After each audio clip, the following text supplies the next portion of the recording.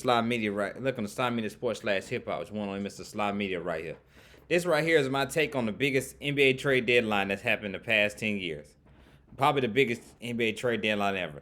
A lot of big trades happened. A bunch of basketball teams made moves, big moves. But the big moves we got to talk about is Kevin Durant going to the Phoenix Suns. We already saw Kyrie Irving go to Dallas Mavericks team with Luka Doncic. You know they're 0-2 right now, still trying to figure things out with that and all that. My thing with them is it's about defense, I believe. They can score on people, but they can't stop anybody. That's I think their problem. They have a good offense and everything with Kyrie and Luka, but can you stop people? And I think that's what their issue is now. That's why they lost against Sacramento. That's why they lost against Minnesota.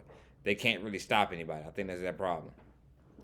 Now with the Phoenix Suns getting Kevin Durant, I feel like this is like the perfect situation Kevin Durant's going in. It's like he's going in the situation he did with Golden State, where it's like, he doesn't have to be the leader.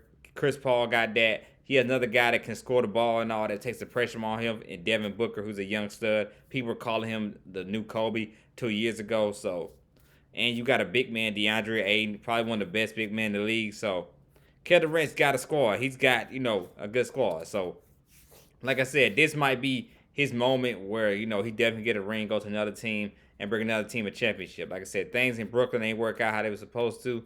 And also, now he's hit the OKC. So, I mean, not at OKC, but things didn't work out, of course, at OKC, Russell Westbrook. Things didn't work out good with Kyrie Irving, but now he's going to Phoenix in a perfect situation. And Chris Paul, I'm so pulling for him for the Phoenix Suns to win the championship. Because I'm just like, man, I want to see Chris Paul win a ring. I bet that's what's stopping him from people calling him probably a top 10 or maybe even top 8 point guard of all time. But him not having that championship ring, he's got to get that ring. I feel like he get a ring, he'll definitely be up there in the one of the top 10 point guards or top 5. Or not top 5, but probably top 10, top 8 point guards of all time if he gets that championship ring. Thought he was going to get in Milwaukee when they went against Milwaukee, but Milwaukee had too much firepower with Giannis and Chris Middleton, so he couldn't do it. He couldn't do it against Milwaukee. But you got Kevin Durant now. You got probably to argue the best basketball player in the league right now. So it's now or never. I feel like this window was Phoenix opportunity. They might be able to do it next season if they don't get this season, but I feel like it's championship or bust these next 2 years for Phoenix. Straight up. Because Chris Paul's on his last leg. He's 38 years old. He'll be 39. He'll be 38. He's 38 years old right now. He'll be 39 this year. Next year, he'll be going on 40. It's now or never right now. Phoenix got to do it. So they put out all the stop. Because at first, they were going to make a trade to get John Collins and everything like that. But it's like you got to look at Phoenix. Who they want. You want John Collins. You want Kevin Durant. Easy toss-up. You're going to get KD. So they all in. They trade a bunch of assets to Brooklyn to get him. And Phoenix is definitely they're all in. Even the Lakers made a big move. They finally got LeBron James some help. He's been asking about it. He's been very patient with the Lakers more than anybody. I think he just loves LA so much. They made a lot of big moves. Got D'Angelo Russell, Malik Beasley, Jared Vanderbilt, Mo Bamba as well. So Lakers making a lot of big moves. They made a lot of big moves. So, man, like I said, a lot of big teams made big moves. Even my Hawks, even though we just lost last night against Charlotte, which got me just rattling my head with Hawks. It's a whole different video what I think the Hawks should do and what Atlanta should be doing. But that roster, like I said, I'm just going to lead off this. The roster is too good to be 29-29.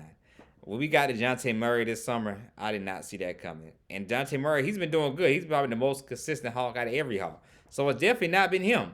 So it's got to be something else going on in Atlanta. I don't know what it is, but something else with Atlanta. That's a whole different story. You got the firepower with Saddiq Bey. He even played good last night, so I don't know what it is for Atlanta, but like the defense should be better than what it is. I mean, you lost against Charlotte. That's crazy, man. Like, that we're way better team than Charlotte and all that. And we have good defensive players in DeAndre Hunter, DeJounte Murray, Conway, and Clint Capella. So that makes no sense at all. But as I was saying, with a lot of big trades, I want to see where guys like Russell Westbrook might go. Patrick Beverly, I don't know. He might stay in Orlando. He might not. I would like to see him team back up in L.A. with the Clippers. I feel like they can use him. Him and Russell Westbrook both go to L.A. Clippers. I can see that happen. They just both go next door. So, to the other team, just go right to the other team. I would like to see that happen and all. Or even Russell Westbrook in Phoenix or something like that. I'd like to see that. So, that could be something. So, we'll see. So, I'm interested to see about that. Like, these guys that'll be on waiver wires, what teams they'll go to. I know Danny Green's already went to Cleveland. That'll be interesting, him going to Cleveland. So I'm interested to see what some of these waiver wire teams, because Phoenix needs a lot of depth. They're good, but they need a bench. That's one thing I think. Phoenix lacks a bench. You're gonna need a bench. You don't need that guy off the bench. You got Kevin Durant, but you're gonna need that guy off the bench. I feel like they got to.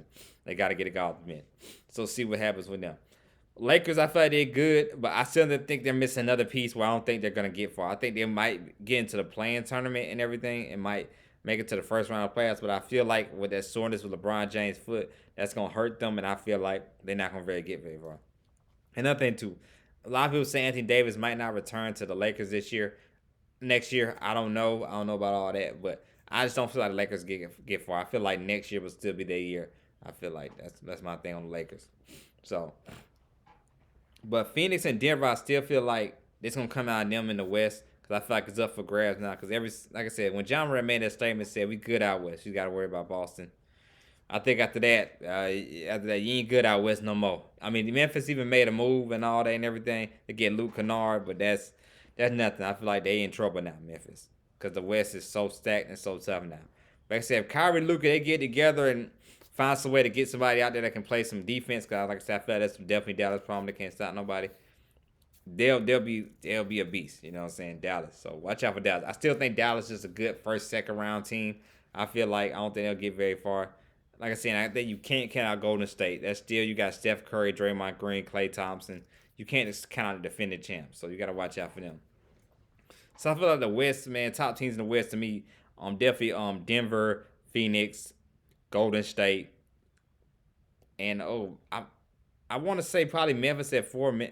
Memphis probably at 4. Memphis is probably at 4. I still think they're a better team than Dallas. I still think so.